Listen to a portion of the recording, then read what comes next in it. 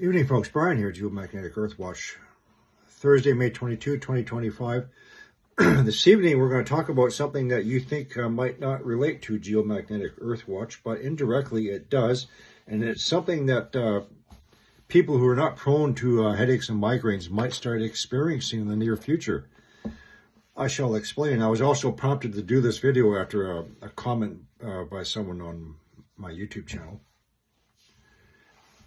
So with the increase in geomagnetic instability, solar storms, which can last from hours to days, such as with the sustained high-speed solar winds, and more frequent low-pressure zones developing or systems, people are going to be experiencing more headaches, migraines, and other neurological imbalances, including those who are not normally predisposed to having these neurological issues. Now, folks, I developed migraines shortly after birth. Unless you've had a migraine, you do not understand the intense pain. So intense, people contemplate suicide as the only means of escape. So a migraine is a neurological condition characterized by violent, intense, debilitating headaches that also have related symptoms such as gastrointestinal disturbances, nausea, sensitivity to light, sound, smell, seeing stars, or auroras and other visual disturbances.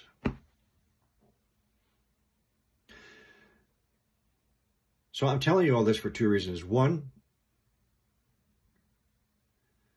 so for some people, you know what you might start to experience. And two, so you have an understanding of those around you who are going through a migraine attack.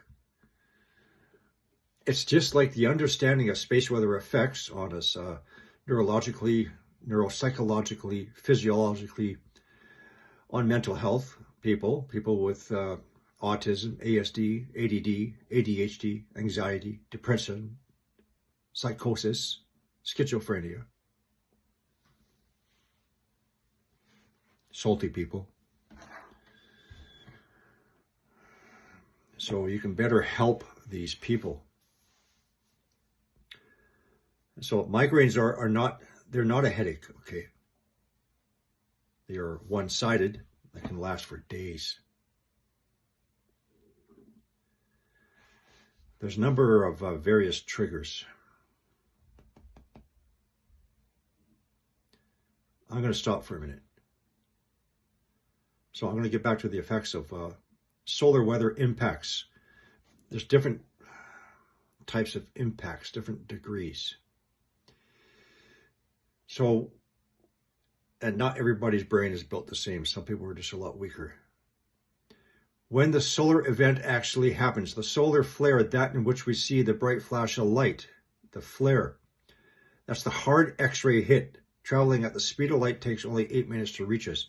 If it's strong enough and if it's Earth facing, some people can feel it. I'll give you an example. It was October, it was Halloween, October, about 3 Octobers ago. There was a small X2 directly Earth facing flare in the morning. I was with my wife in the bedroom. We're both standing up. When that flare, the hard X-ray hit, it quite literally almost knocked her to the floor. She had to walk to the wall to lean her body against a wall to prevent herself from lying down. So I helped her in her bed and briefly checked her vitals. I knew exactly what just happened. So I went to my smartphone and checked my space weather app, and sure enough, we just got hit hard. So back then, the normal background radiation levels outside of our planet were measured in the tens of units. So the amount of radiation per watts per meter square, they've changed it because they don't want us to see the big thing. So it's normally measured in the tens of units. What hit us when I looked at my phone was 7,900 and some odd watts per square meter that hit us. Now, at the time that it happened a few minutes before, I'm sure it was much, much higher. So that's one type of radiation effect that can hit us. Radiation storms, proton events, which take anywhere from 30 minutes to a few hours afterwards, can affect some people. Ringing in the ears. Another example how the solar proton event are supposed to be confined to the polar regions. But because of my theory that the planet is developing multiple magnetic poles with weak areas here and there, my daughter woke up one morning and said, "Dad, I got ringing in my ears." I knew exactly why. Later on that day, speaking to my neighbor down the road, she says, "Brian, I woke up in the morning, I got ringing in my ears." Ha ha ha ha ha. Of course, I knew we were right in the middle of a radiation storm. Another indication that our field is severely weakening in different areas of the planet. Anyway, I shall digress and continue. Where was I?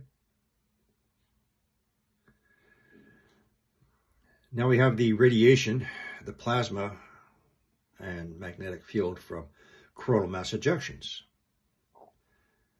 Then we have the highly energetic particles from the coronal hole openings and the fast solar winds.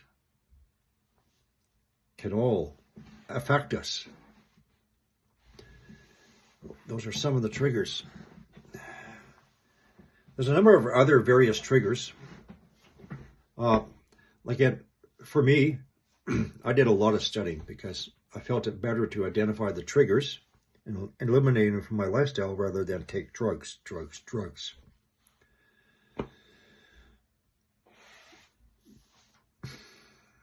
The migraine pain, which can be throbbing, stabbing, piercing, pulsating, is so violently intense. Some people literally, I mean literally, contemplate suicide as the only means of escape from that pain.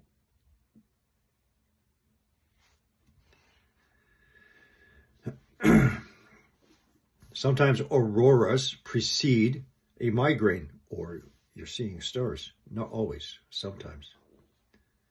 Other type of migraines include chronic migraines, hemiplegic migraines, one-sided, which may present like a stroke, but it's not a stroke, menstrual migraines, and retinal or ocular migraines, sudden stabbing pain behind the eyeball. Doesn't last as long, but man, when it hits you, and believe me, it hurts a lot.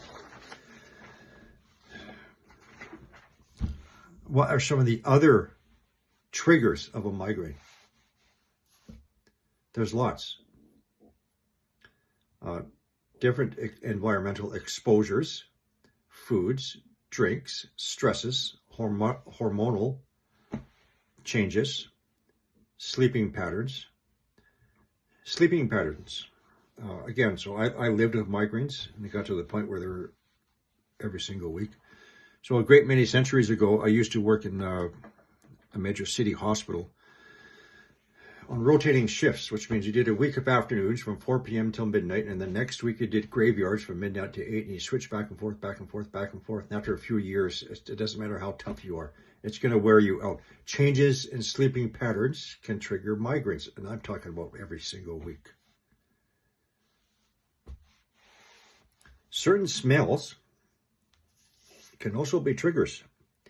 Perfumes, petroleum products, gasoline, the smell of pipe tobacco and cigar smoke. For me, almost instant attack onset. There are some foods, I'm just going through some of them. Aged cheese. Chocolates, I'm sorry ladies, yes, chocolates. Onions, depending on how they're prepared. Ladies, listen, ladies, I'm so sorry. The majority of my viewers on YouTube are ladies late 40s up until my age, I'm sorry to have to tell you this. Wine, especially red wine, especially in females, with chocolate. Stress, menstrual cycles. Here's another one. You can't avoid, you can't change, you can't protect yourself. Changes in barometric pressure can induce a migraine. If not a migraine, a pressure headache. Other important factors when having a migraine attack is your senses to sound, light, hearing are amplified to the point of being extremely painful, especially to light. And then the sound and the smell. Extremely painful.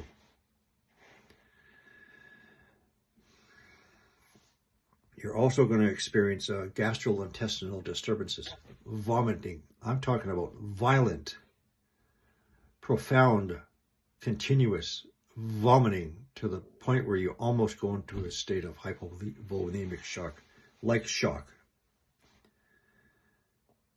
And for some reason, then and only then does the pain from the migraine begin to ease off. So for those of us migraine sufferers who know this, we sort of welcome the vomiting. We want it to happen because we know then the migraine pain begins to ease off. Migraine management. What we all want, regardless of what the triggers are, is we want to lie down in a cool, dark, quiet room. Before I get into that, management is to identify the trigger and limit the exposure. That's how I approached it. When I was like in my early 20s, my doctor gave me a Cafergot. It's supposed to be a migraine block. So when you think it's coming on, you take one every half hour, but you know what? You're going to get addicted to it. So I just throw those in the garbage. So how do you identify your triggers? Keep a written log. Also, please remember that a trigger, you can be exposed to a trigger 24 hours before the onset of a migraine attack. Keep a written log and write everything down, even if you think, no, that couldn't be it. Write everything down. What time you went to bed, what time you woke up, how was your sleep, what was the weather like in the middle of the night, were there thunderstorms, low pressure systems? What did you eat? What did you drink? How was your food prepared? Was it fried with oils? What were your thoughts of the day? Were there any stresses? Where did you go? You may not think it's important at that time, but after you have a series of earthquakes, you go back and you look for the common denominator. Then you try and figure out what the trigger was, and then you eliminate them from your lifestyle or limit your exposure. What can you do? As I just said, you want to lie down in a cool, dark, quiet room. If you have to, put earplugs in your ear. You cover up your eyes. A cold, damp cloth over your eyes and your forehead and on the side of the head that the migraine is, because a migraine is bilateral. It's only on one side. It's only on one side.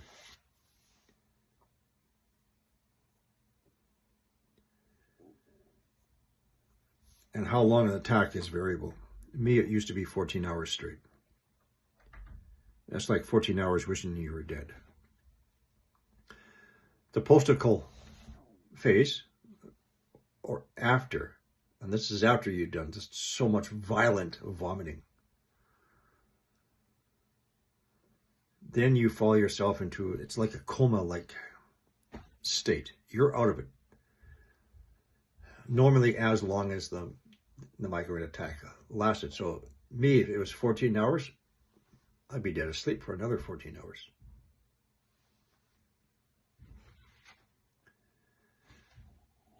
So you have a better understanding. If you don't have migraines, but you know somebody who does, to understand what they're going through and how you can help them. Always have a bowl of ice water and ice cubes with a second cloth. So after this one is dried up or gotten warm, you keep on switching it over.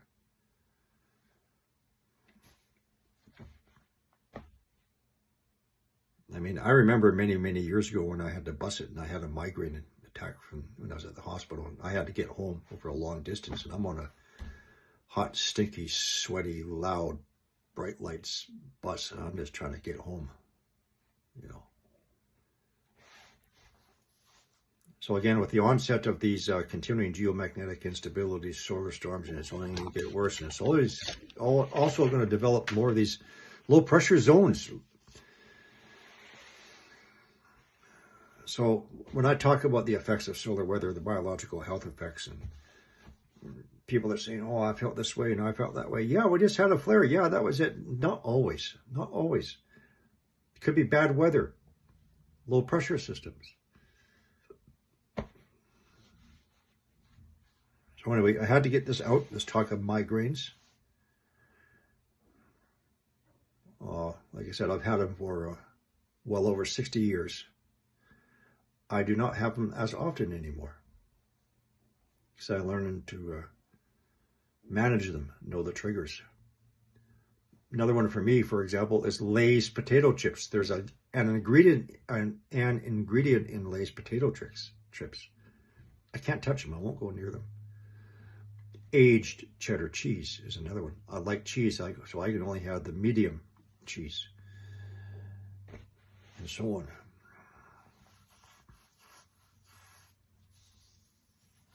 So this concludes this health talk.